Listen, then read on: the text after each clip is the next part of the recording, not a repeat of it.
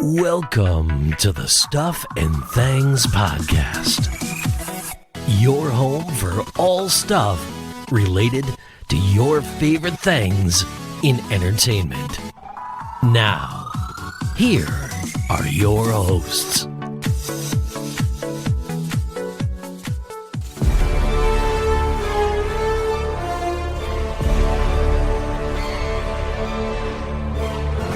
Hear this theme, it can mean only one thing. We are back and we're talking about She-Hulk here on our podcast. I am Sam. Joining me to discuss a catch-up show with 3 episodes of She-Hulk from Marvel. It's the Marvel Superfan, it's Kayleigh. Hello. Hello, how are you, love?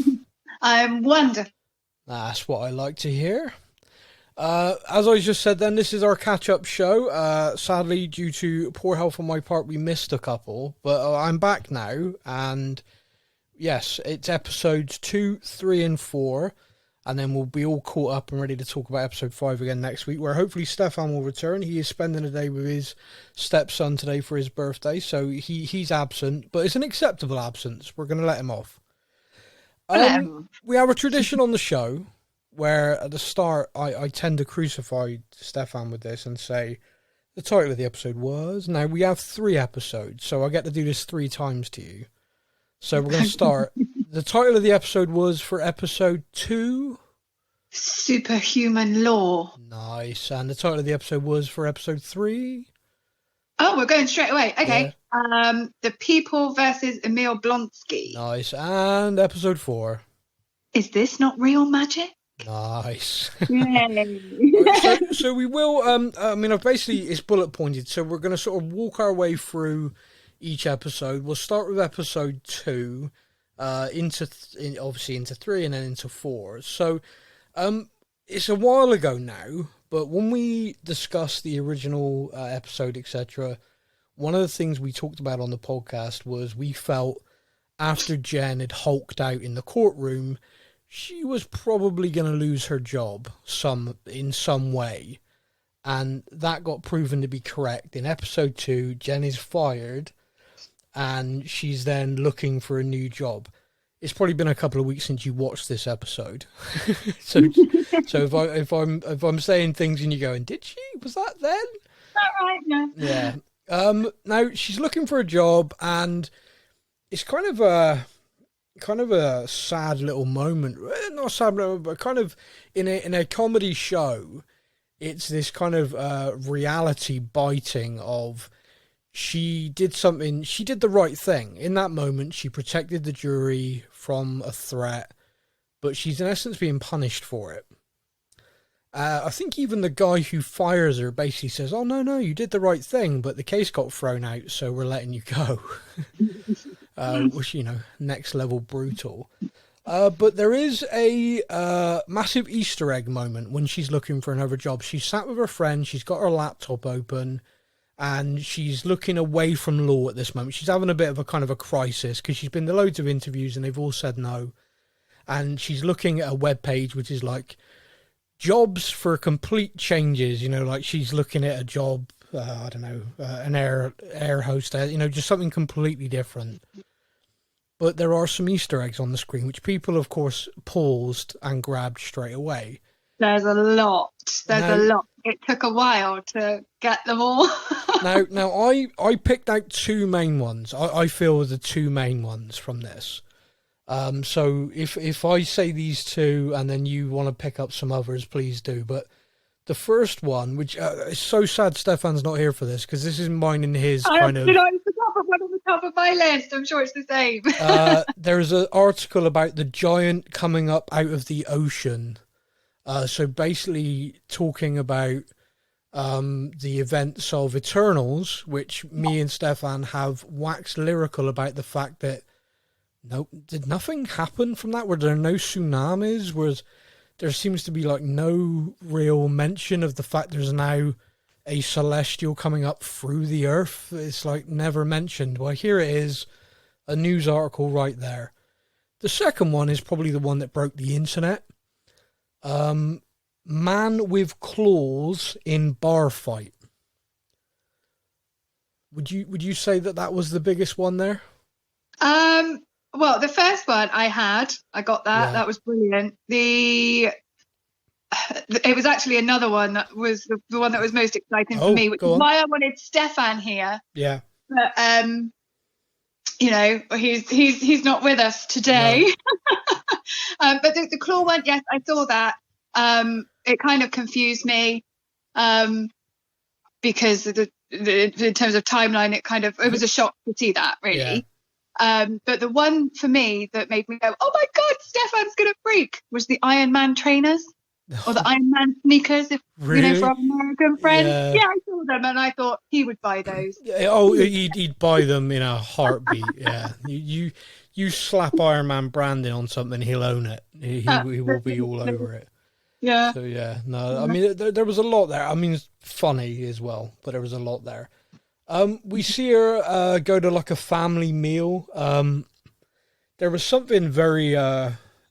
We talked a little bit about this when we did Ms. Marvel, about the family interactions just being some of the best stuff, because it was like, oh, this feels so real. This feels like a real family. Like, the casting's been brilliant.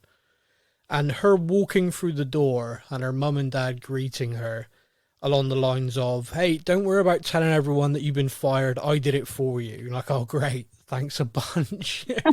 And then like the gobby, I think it's her cousin or gobby nephew or someone, straight away, hey, I hear you got fired. I thought I was supposed to bring it up.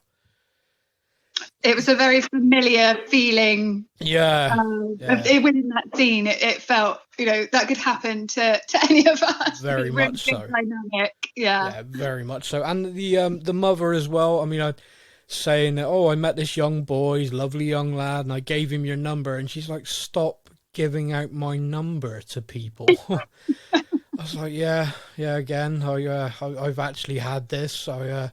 In my chosen career, people I know just randomly hand out my number, and I get phone calls like, hey, I've been told you can help me with this. Like, who are you? I have no clue. And oh yeah, I bumped into so-and-so. I was like, oh right, thanks. Well, yeah, here are my office hours. It's currently 10 p.m. on a Friday. Don't ring me now. But yeah, so that made me laugh. But we have that meal. She then goes to the bar to have a drink, which I don't blame her. I think that's probably what I'd do after that.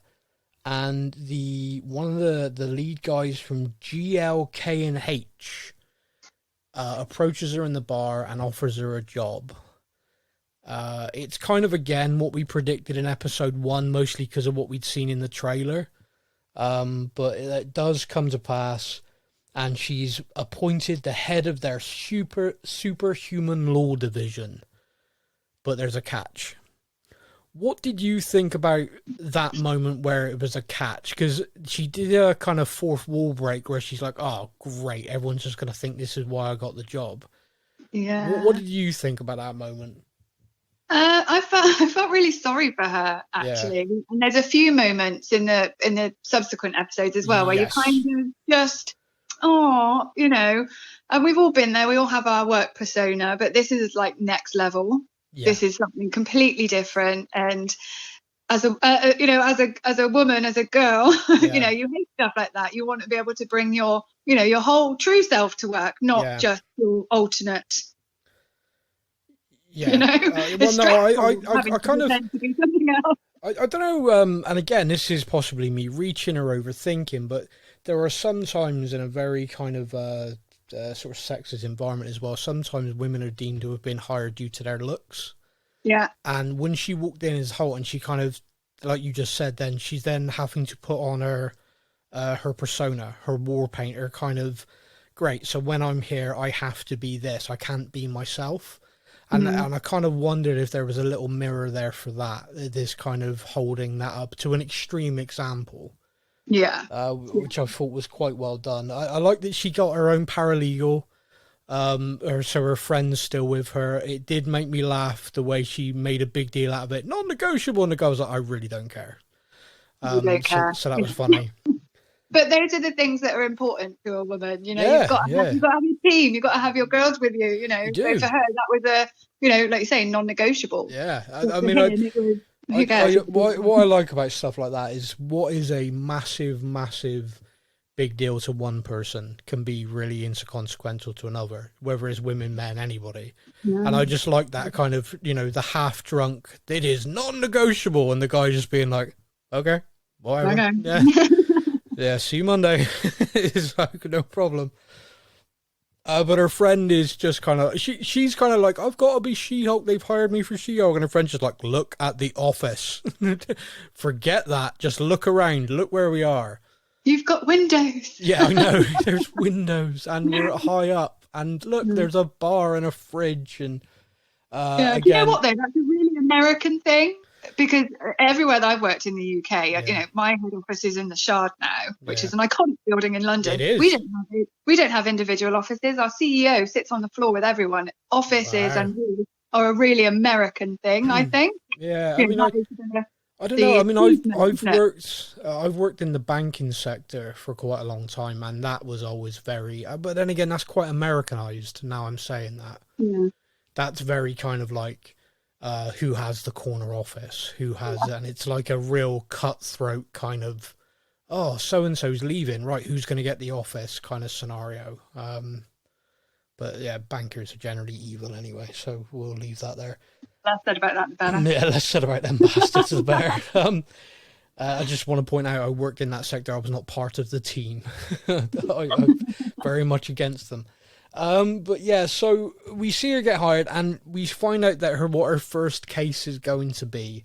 And her first case is going to be the appeal for release for a certain Emil Blonsky, aka the Abomination.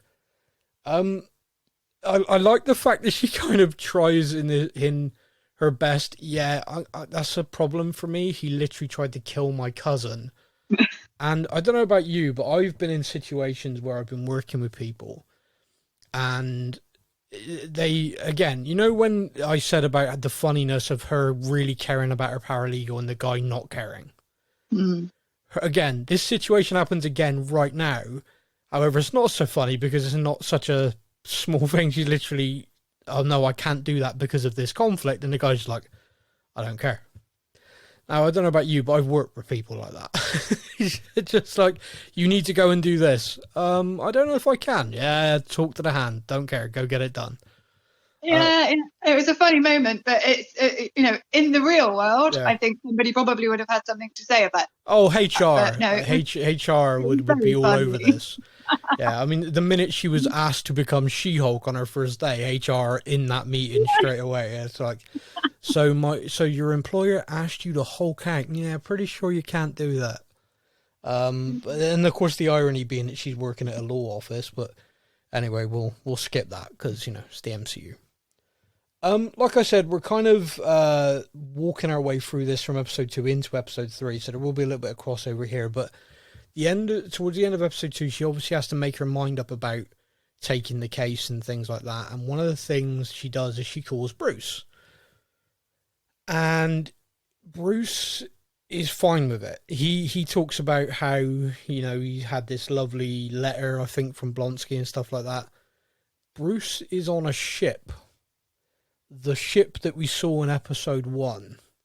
So just to take this, just to sort of talk about that for a moment before we head back into the Blonsky part and She-Hulk. What do you think's going on there? And what do you think they're possibly setting up with that? Or do you think it's just a random throwaway thing just to get the internet talking? I don't know. Historically, I would have been all over it and, you know, really lent into that theory. However, I'm kind of being a bit cynical now. Maybe they're using it as an out for Hulk. You know, if Mark Ruffalo ever decides not to carry on, he's got the perfect excuse. Oh, he's gone. You know, he's gone. It would be really good. I think it'd be really fun to see that that transition for him going to the other planet and finding his son, you know, because that's what everybody is, you know, I think everyone's in agreement. That's the prevailing theory. Yeah. Now what is interesting is obviously a lot of people are calling for the World War Hulk kind of storyline, which is one of the massive comic stories. You know, we've had, you know, Avengers comic, we've had some big comic arcs already, Civil War, etc. People really want to see that. But one of the things that a lot of people possibly don't realize is that actually the Hulk, like Spider-Man, is on loan to Marvel Studios. Marvel Comics sold the rights to the Incredible Hulk a long time ago, and that's why we're not getting any more solo pictures, because they simply don't have permission to do it.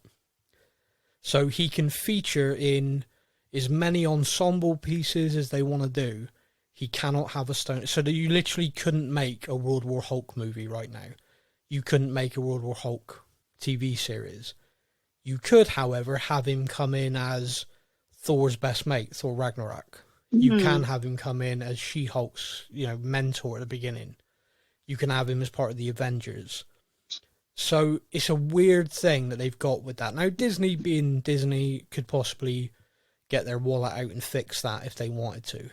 But at the moment, because of that, I don't see that that's happening.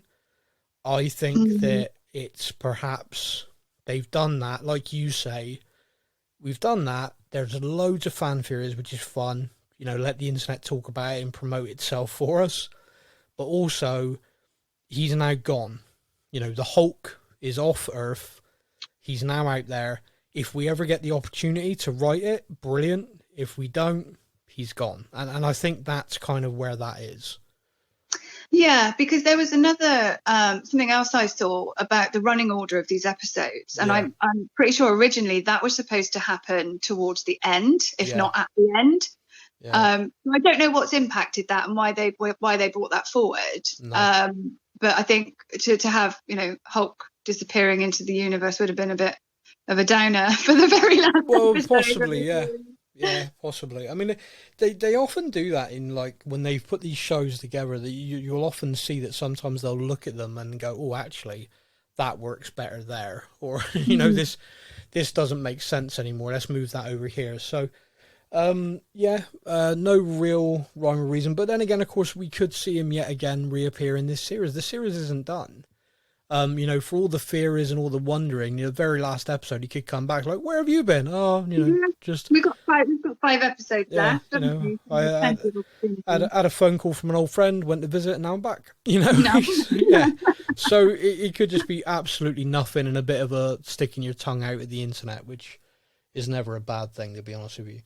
No. What did you think about the scene where She-Hulk or Jen actually gets to meet Blonsky? Because I don't know about you, but I found listening to his point of view to be quite interesting. Along the lines of, well, Captain America gets this, he gets a handshake, I do it, and I get locked up. I just kind of felt, because it's very easy. One of the things that's very easy in cinematic superhero stuff is good and evil.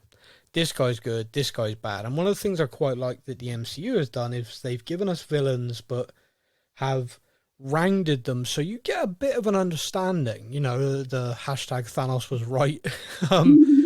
And you get a kind of like, okay, I don't agree with what you're doing, but I do understand how you've got there. And I think Blonsky was a very one-dimensional character in that movie, in the sense of special forces soldier out to kill. It was very one-dimensional. But then when he talks about it and you think about it, yeah, he was being ordered by the government. He was a soldier. He was being ordered by the government to stop a threat, which in his mind, he thought he was the good guy. And I kind of thought that was interesting. I think I'm not a huge fan of that movie, if I'm honest. Many people aren't. For various reasons. But I think if I went back and watched it now, I would view him and his character completely differently. Yeah. But what I don't want is them to do this with every character, because then you start to lose that good and bad, which makes the movies exciting. You're always going to be thinking, wow, he's doing this, but why is he doing it? I don't want to get to that point. No, I do think at times you need to have people who are just straight up evil. I think you have to have that, and I think Hydra, the Red Skull, there's no kind of redeeming that. There is, and I think you've got that right. But I do like the fact that with some you do get a kind of like, okay, why are you doing this? Because you know, Thanos, the hashtag Thanos was right thing. Look, no, he wasn't. There's so many things he could have done differently to that. Like, oh, I've got all the Unity Stones, I've got all this power to click my fingers. I know, I'm going to mass murder, you know, every living thing in the galaxy. I could double the resources. I could I could do all of these things, but no, I'm going to murder You've got to be people. pretty messed up to go straight to kill everyone. And you got to remember, before he took the Infinity Stones, he was literally leading an army around, murdering half the population of every planet he ran into. Not snapping his fingers mercifully, straight up murdering them. So, yeah, the guy wasn't a good dude. Thanos was right. No, no, bad guy. But going back to this with Blonsky, I just thought it was I thought it was kind of funny, and also I imagine as an actor playing that role where he was a special forces soldier, becoming the Abomination, was kind of very throwaway in his career. But then they've got him to come back for this, and they say, right, we want you to have I imagine we want you to have a little fun with it, and him talking about having 7 pen pal women who love him, who have bought him land where he's going to go and live. Him talking about how he meditates now. He's very zen. He writes haikus. I kind of feel like they let him just go, right, go on, have some fun with this. And it did. And also what I quite liked as well is Jen, as a character in this, you see her walk in with a determination to not like him. Like, you tried to kill my cousin. I don't like you. And once he starts talking, immediately her lawyer brain kicks in, and you can see her go from, this is ridiculous, why am I here, to, oh, I think I can do this. Yeah, there's something there. There's legal precedent somewhere. Yeah. I thought it was brilliant. I loved Tim Roth anyway. Yeah, he is good. And the haikus, wow, it's like that sense of humour in that moment is right up my street, and I just thought it was hilarious. Oh, it was. And there's her character rolling her eyes, please stop, like, just shut up. It was great. But I mean, she's brilliant in that. And then obviously, as you roll into episode 3, The People versus Emil Blonsky, you obviously then have his actual case of his parole. But the big issue is that footage leaks of him in the Fight Club, which we saw in Shang-Chi. Mm-hmm. And the issue is obviously he's escaped prison, he's done this, so they're just going to say no. It's like, no, you can't have parole, you escaped, and, you know, everything. So we get a Wong cameo, which can never be Wong. I love Wong. And he shows up, careful. He shows up to meet Jen as the master of the mystic arts, which again, he's brilliant, he's funny, and he then has to show up and basically give evidence, give his testimony in this thing. He arrives late, which again is very Wong, opening a portal, walking through it into this room. What are your thoughts of Wong in this episode? Because there's a lot of him in it, and a lot of it is very dry humor, which I loved. I adore that character. For me, episode 3 was the funniest, and I could probably watch that episode over and over again. See, 4 still laugh and find new things to laugh at. 4 for me really got me.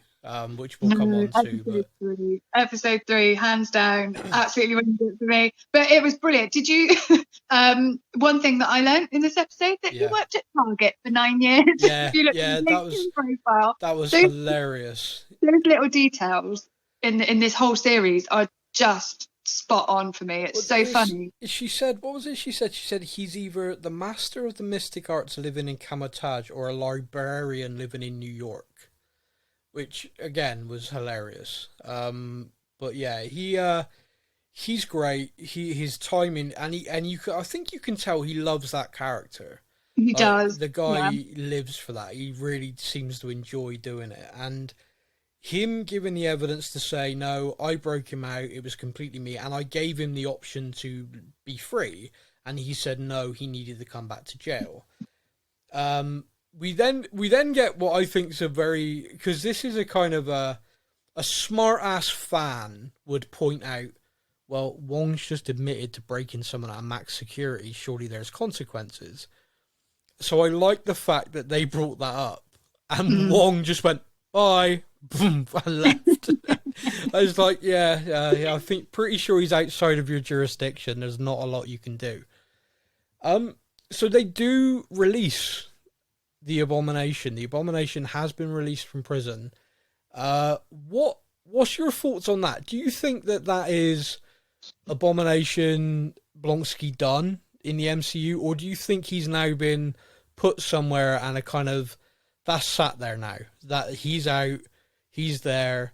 Maybe there's going to be a little something at some point where he shows up again, because of course there is the rumors about the film, not quite confirmed yet, where we're going to see the kind of rogue team put together, which is going to consist of that Walker, Captain America idiot, and a few others, and Abomination maybe in that. I don't know. What do you think? Do you think he's shelved, or do you think that was him and done? I don't know. I like the idea of having that, Marvel equivalent of, Suicide Squad type group. Yeah. I think that would be really good, and that, he would fit really well into that. He would. But I don't know. I'm really on the fence with it. I don't know. I'd like to see it, whether they would do it or not, because there's just so many coming out like that in this series that how are they possibly ever going to have time to do it all and do it well? That's my worry. The do it well part, I think, is the issue, which a lot of people are kind of looking at, going, slow down, Marvel. We love your stuff, but slow down. You're putting out 3 films, 3 to 4 series a year right now.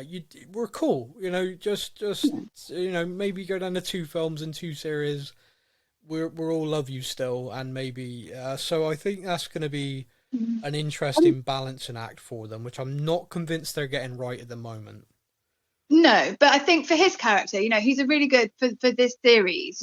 She-Hulk is the main character. It's a really good opportunity to give him a bit of redemption and kind of put a line under that one, while still being a supporting character and making it fun in terms of the wider series. So I don't know. I don't know. I don't know what the answer is. We'll have to wait and see. Now, this is where me and you kind of go in different directions on this, because there is and she quite literally in a fourth wall break calls it the B story. There is a B story to the People versus Emil Blonsky episode. Now, the B story is where the slimy, horrible git she used to work with has been taken for a ride by, and I need to get this right, a shape-shifting elf from Asgard. New Asgard. And lives in New Asgard now, yes, correct. Who wanted diplomatic immunity, by the way, which was very funny.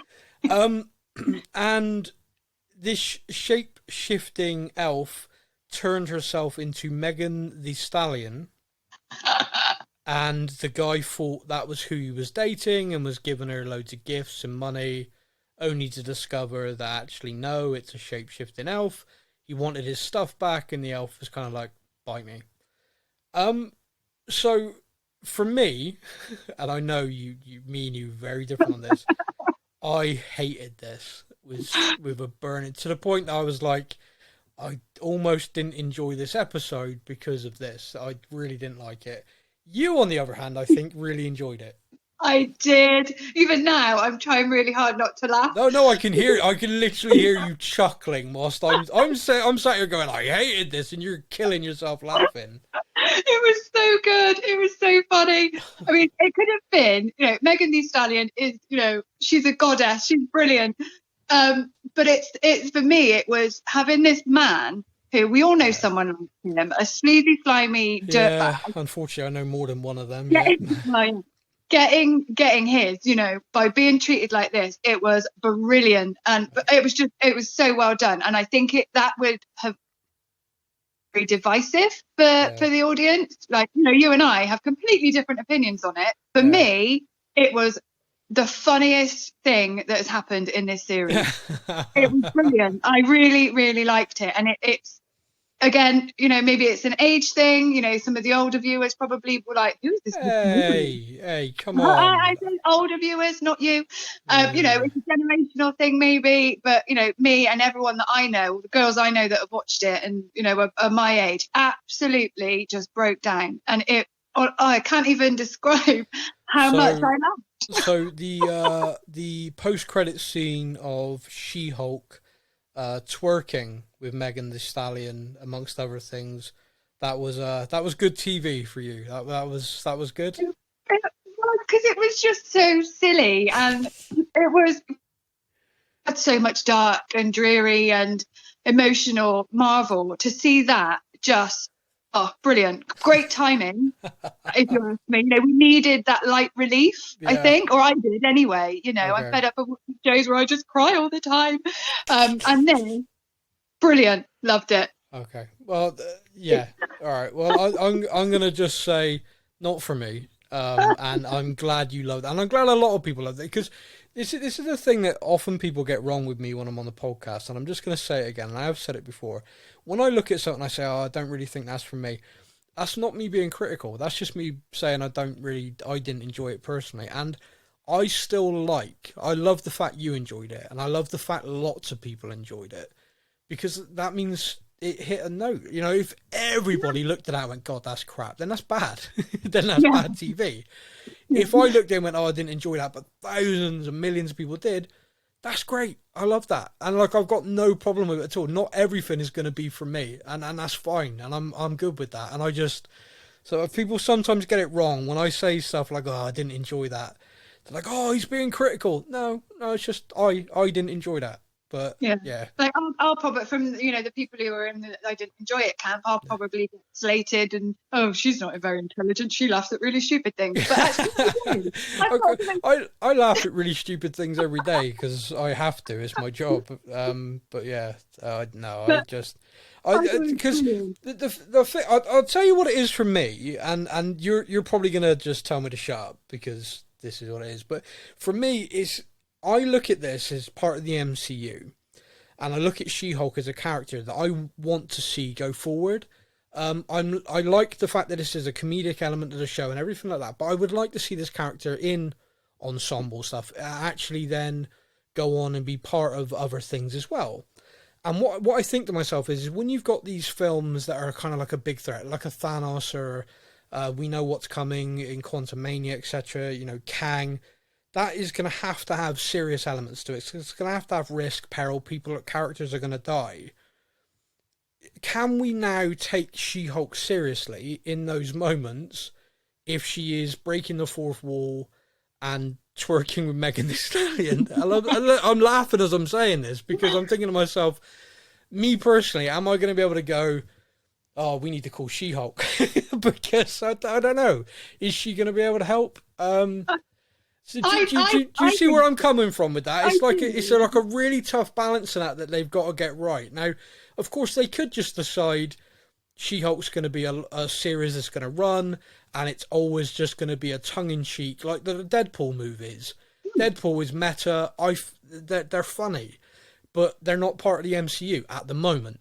And maybe when he is part of the MCU, I'll have that same issue of, can I take it serious? He's literally poking fun at the thing that we're told to take seriously. So, that's where I'm at with it. And that's where I'm kind of conflicted. I kind of watched that episode 3, and when I finished it, I was like, I'm not sure. I will say, I then watched episode 4 and loved it, laughed the whole way through. So, yeah. See, I didn't laugh quite as intensely in that one. I did laugh, particularly at the end. Yes. But the third episode, I think you see that and you have this really sort of, or for me, hilarious moment. Yeah. But then you see the flip side of it at the end when she gets mugged. Yeah. And she becomes, she's like, don't mess with me because I'll get you. And she does that, know. And I think as the episodes go on, I think we'll probably see more of that. But I'm hoping by the end of the series, whilst we can still have those light moments, she would have kind of proven herself. Yeah. And you won't think, I don't know if I want to see her. Or on the flip side, I wonder if, I personally would love to see her with Deadpool. That'd be brilliant. Yeah. Yeah, no, you're right. A very, very irreverent kind of thing. But so focusing just for a moment then on that attack, because I think there was something interesting about that is they attacked her with what appeared to be non-Earth weapons. I think she even says, what did you do? Beat up a construction worker from Asgard. Asgard. They try and take a blood sample. So they're after the blood. They're after like the Incredible Hulk. And when she obviously turns green, the needle snaps. Yeah. And the guys, when they're in the van, basically make a big deal out of that. It also sounds like they were sent there by somebody. Yeah, so I have a thought on that. Bring it on. What's your thought? So in the second episode, just calling back quickly, when she gets to the prison, it's a DODC prison. I'm of the opinion that this group of people potentially work for them. Yeah. And that's how they knew sort of who she was, where she was going. You know, there's some kind of inside information there potentially. Yeah. Because I still think there's going to be something with the DODC going through. Well, in the next few things that we see. We definitely seem to have a bit of a rogue element in there. Yeah. At least we definitely did in Miss Marvel. Yeah. Okay, so with that, we move into episode 4. Is this not real magic, as you said at the start? And for me, the fourth wall breaks, I get probably my favourite fourth wall break to date, where she not only talks about the fact, hey, Wong, you all look happy, is it because Wong's in this episode again? She says having Wong is like having Twitter armor. Yeah. Now, when you think about how much crap this show gets off Twitter and stuff like that, because Twitter's a vile place anyway, I find it very interesting that they knew that was coming, and they have scripted barbs and scripted, middle fingers, if you like, to that.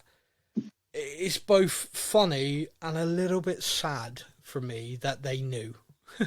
They're making this show and they're kind of like, we know that there's going to be loads of man-childs not liking this, so let's just laugh at them. Yeah, they knew it was coming. They knew that this is something completely different from Marvel, outside of the norm. Yeah. They knew it was going to be really divisive. It's Marmite, Yeah. So I think if everyone had loved it, that joke probably would have landed really flat. But they know what they're doing. They're not daft. No, you're right.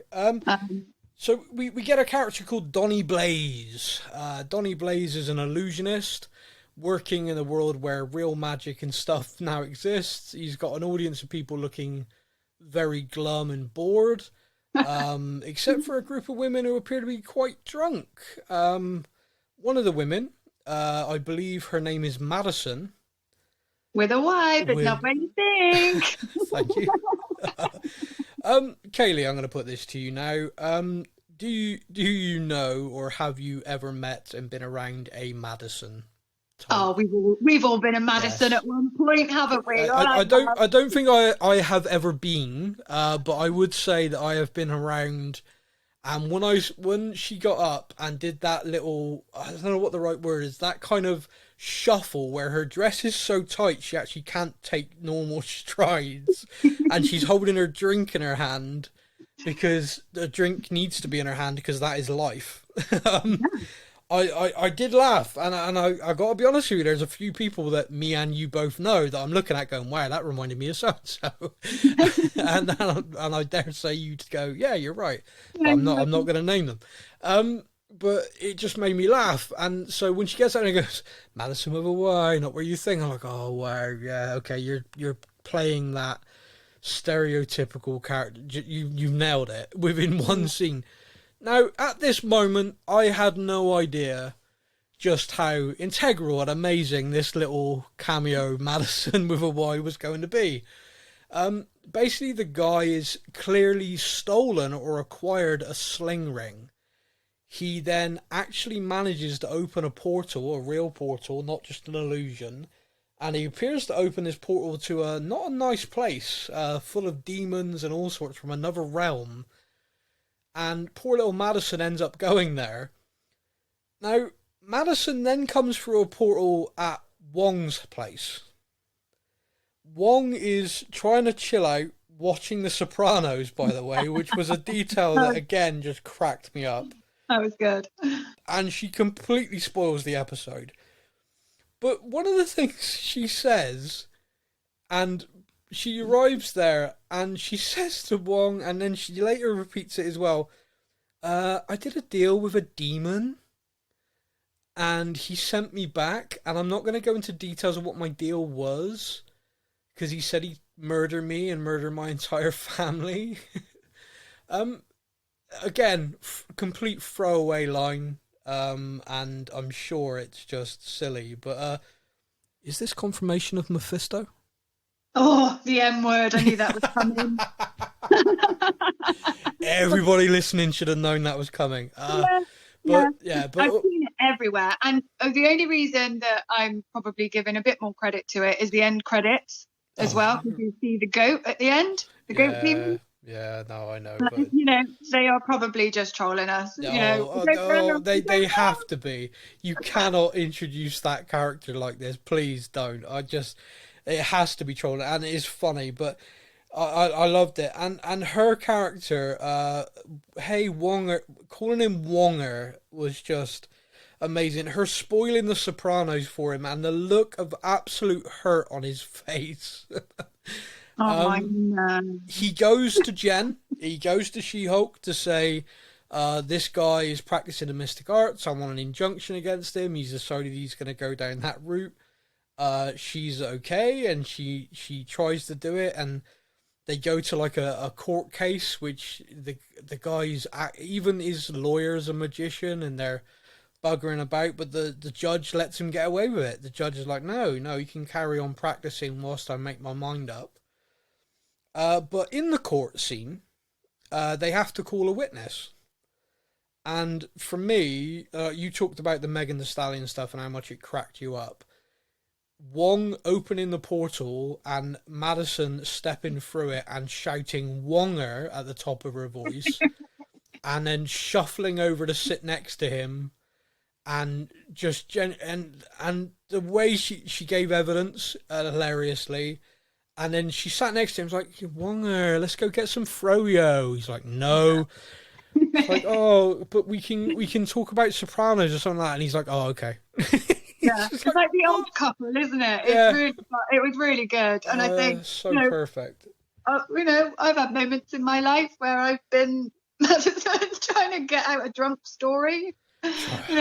Yeah. Just felt so real for me. Yeah, well, there you go. That says a lot, doesn't it? But yeah, it cracked me up. I think the interaction between those two in this episode was hilarious. But the other story in this episode, and you mentioned this a little bit earlier on about feeling sorry for Jen. Jen wants to date, and so she's created a dating profile for herself. It's called Matcher, which is basically Tinder. Yeah. And her friend just goes, look, what you do is averages. We just swipe yes for all of these people and increase, we're spreading your net sort of thing. Yeah. And she doesn't get many matches. And the dates she go is awful. I don't know about you, and I don't know, I mean, it's been a long time since you were dating probably, but that date where that guy was looking at his phone, checking out a woman's ass, that just felt awful. And the worst thing about it is I know that's a reality. I know that people are like that. Yeah. And I just watched it and was like, oh, Jen, just get up and leave. just throw a drink over his face. Just do something and leave. And then he leaves her to pay the bill. Yeah. Wow. We've all been there, or I have. We have had many a dates like that, and it takes a little while for you to just go, do you know what? 10 minutes in, I'm done. Yeah. It was bad. And she, like, there's another one, and then she decides, because I think as her friend says to her, it's like, oh, you should make a profile as She-Hulk. And she's like, no, I'm not doing that. And then I think her confidence or whatever is battered a little bit, and then she decides, and I think she even does a fourth wall break, don't judge me. Yeah. And she does it, and boom, it is inundated. Ding, ding, ding. And she starts going on these dates as She-Hulk. Now, there's a guy there who was a former wrestler, a big, muscly guy, and that was kind of a bit of a meathead moment where he just wanted to talk about how much he could bench press, which is kind of funny. But there was another guy, a bit of a kind of Weasley guy. Now, I don't know about you, but when I first watched it, it was kind of throwaway that he was just a nerdy kind of superhero fan. I'm now wondering about this, and I want to put it to you. He was asking her like questions like, "Oh, what are your strengths like? What are this?" And then he seemed to ask her, "Is your skin impenetrable, even vibranium?" And he said it in a very serious way, and I'm kind of like, I know we've just had a group of people try and get through her skin to get her blood. Is this actually more to this? Is this guy actually part of that? Now, am I overthinking that, or do you think? I got that straight away, Okay. even before he started asking the questions. But I've got a really good slime radar, so Nice. that went off immediately the second he came up. And then, obviously, as you said, as they go on and he's asking all these questions, I instantly went to he's one of them. Well, to them me, be in the group from the previous episode. like to me, like straight away, he just seemed a bit snivelly, a bit kind of nerdy. But then I kind of thought maybe this is the depiction they're going with of someone who's just like a superhero fan. He's not really there to date her. He's just there to be like, "Oh, you're a superhero and I'm near you," kind of thing. Yeah, but it was and he the way. admit that, didn't he? But it was the way his kind of when he asked that question about what even vibranium. It was like his mannerism changed. Yeah, And that for me was kind of like, oh wait, that was odd. It was very subtle. It was yeah. very subtle, but yeah, it was definitely there. Yeah, it'd be interesting to see if that is something. And if it is, we can high five because we spotted it. Now, she does find a date who seems to be a very good guy. And the funniest thing about it to me, and also this is very true, again, the dating, she is completely jaded. She is fed up, had enough. And then this guy's like, "Oh, do you mind if we don't talk about me? I've been on a lot of dates recently. I'm a pediatric doctor." And then all of a sudden you could see her just like, oh wow. Oh, hello. Yeah. Like all of a sudden it's like, you are actually saying all of the right things. I'm so zoned out. I was kind of ready just to go, yeah, goodbye then. But yeah, she the definition, she pulls. I don't know whether that's correct. She literally carries the guy at one point. But they go back to her place, and there's a spillage. He takes off his shirt, a jumper, which she's very appreciative of, which she then hides, which again cracked me up, and made me think back to a few situations when I was younger, and kind of like, oh wow, I've been done there. I think that's where people spilled something on me. Wait a minute. So that made me laugh, and I like the fact that she kind of does that look to the camera as well, like he. And the guy's like, "Oh, where's my jumper?" And she's like, "Oh, I have no idea." Now, poor She-Hulk does get cock-blocked quite literally by Wong. Wong is having to deal with this illusionist idiot has opened the portal again, and little demons have come through, and they're tearing up this theater. Wong asks for She-Hulk's help, and she goes through the portal. The thing I kind of find funny about this is she doesn't really act like a Hulk. And what is funny is because when you saw the Incredible Hulk early on, so the Incredible, not the Incredibles, the Avengers, the Incredible Hulk, like Hulk, smash, and then he just went and ripped through the Chitauri. She doesn't have that because she's like smart Hulk. She is in control.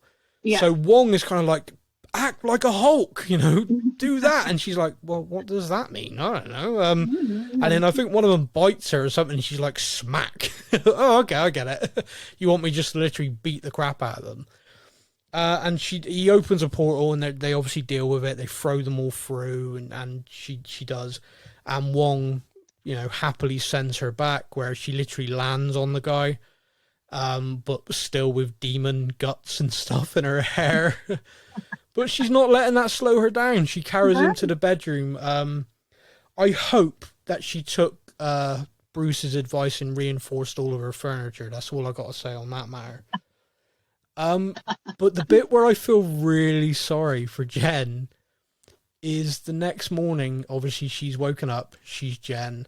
She's made breakfast with this guy that she got on really well with on the date, really liked. And he could not get out of there fast enough when he met her. My heart broke a little bit. That was really sad. That was genuinely like, oh my God, because I think he even says something like, "Oh, that's really unexpected." It's like, oh, that's awful. Right. That was. Yeah. I mean, I know that, you know, you can go to bed with people sometimes, wake up the next day and go, oh my God, what did I do? But that was alcohol induced. But this felt really, it just felt so bad. And I think she even says at one point, it's like, oh, this is a real bad hit for Jen. It's like, this isn't good. Do you think over this series, and I'm guessing they will, but do you think over this series, this is going to be a bit of a kind of a reconciliation between the two? Because at the moment, everyone wants She-Hulk. Nobody wants Jen. Did you see what I mean by that? It's like her job is She-Hulk. Yeah. Dating is She-Hulk. Helping Wong, it's She-Hulk. And I don't know. It's like it seems to be the pattern is just, what about poor Jen? And that's. I think this is going to be her story is going to be one of kind of self-acceptance, which. Yeah. We knew, you know, this is something completely different, like we say, for Marvel. And I think as a character, the self-acceptance for her is you know, who am I? Which one am I going to let take precedence, or is she going to find a way to be both? I don't know. No, I don't know, and we've got episodes to go, but I am liking that aspect of it. I sort of.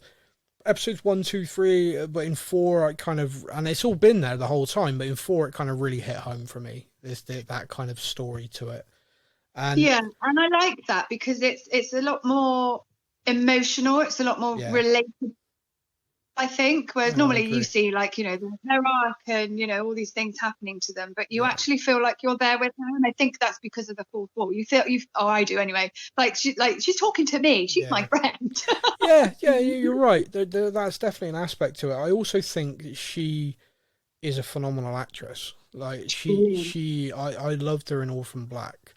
And the job she did in that show was mind blowing.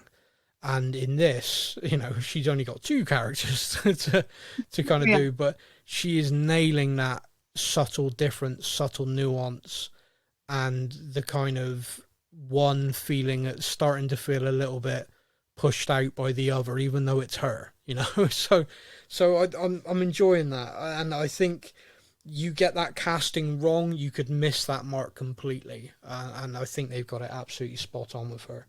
Yeah, they have, and it's a really important story, actually. I think I mentioned earlier, you know, you have your work persona, you have a persona with your family, your friends, and it's a real thing. Women really struggle with that. Wherever you go, you cannot be one version of yourself, because everybody's judging you, and you want to be judged in the right way.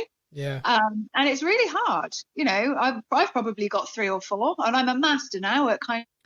Yes, you I'm do. a comedian. You do. I mean, you have a podcast voice and you have a Bristolian voice. I do. All right, my brother. There you go. Oh, it's you! Finally, the people hear the truth. Hello, my love. How are you today? I do not talk like that. I do not. One does not speak in that accent, Samuel. Talk like that. Yes. Okay. The truth's out there now. That has been recorded. People heard it.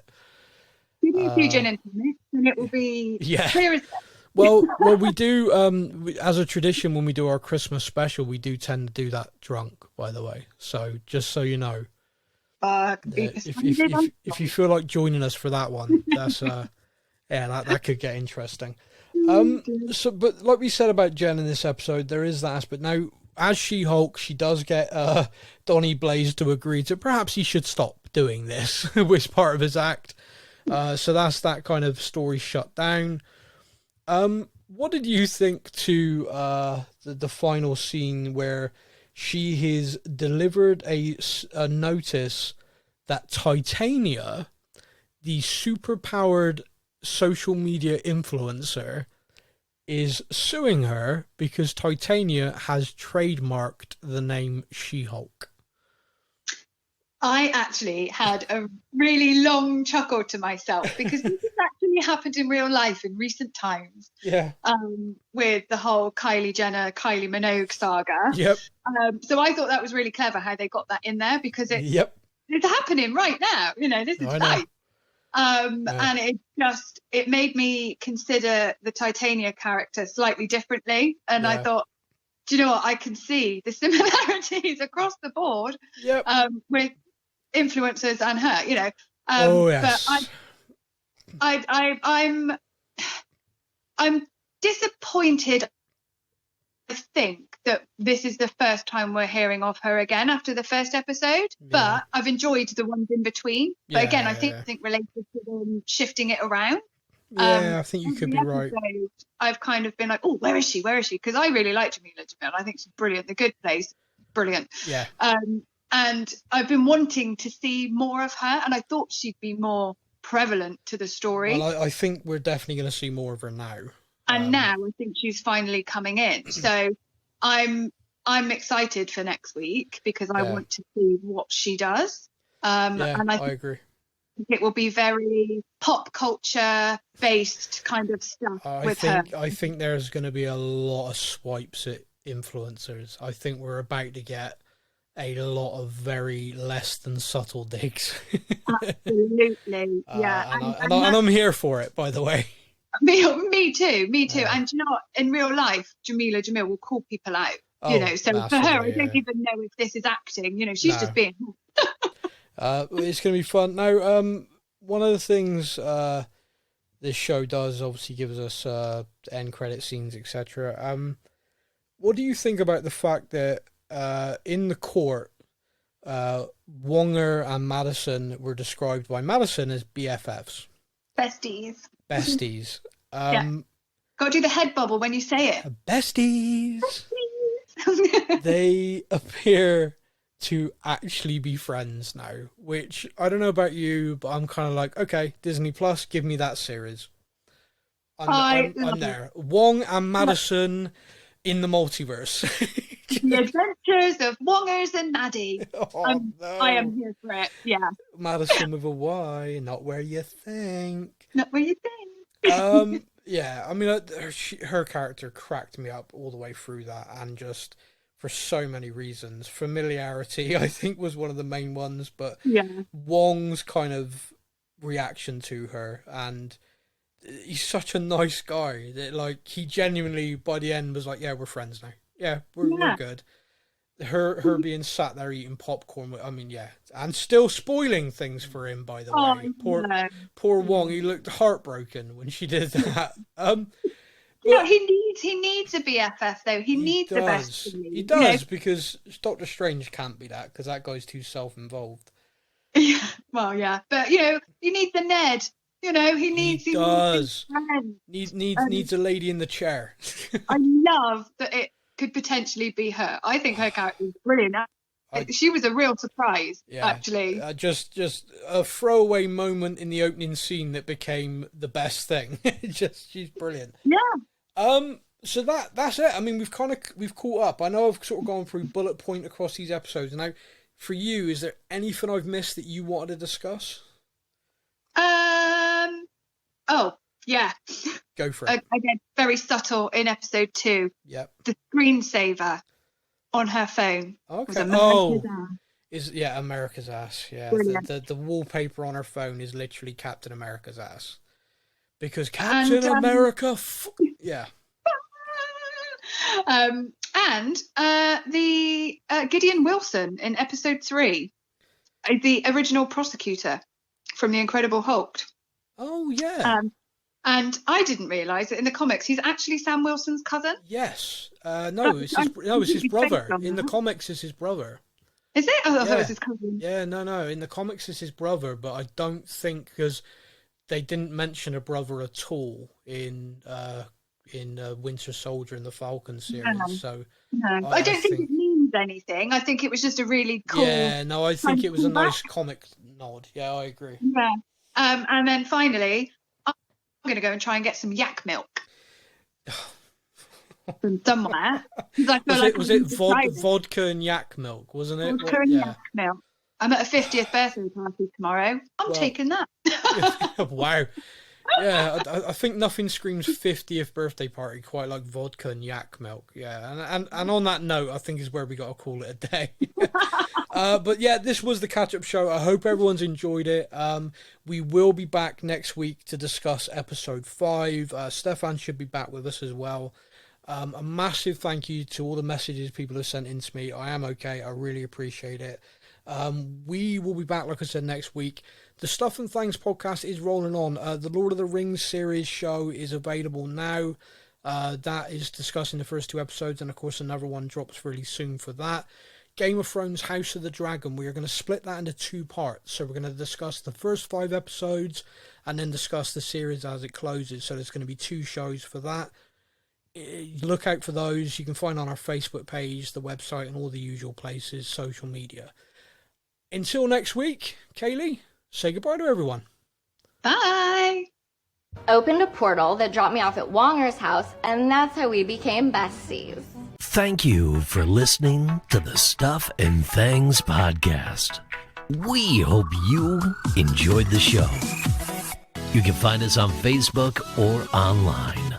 Simply search the Stuff and Things podcast to join in our conversation every week.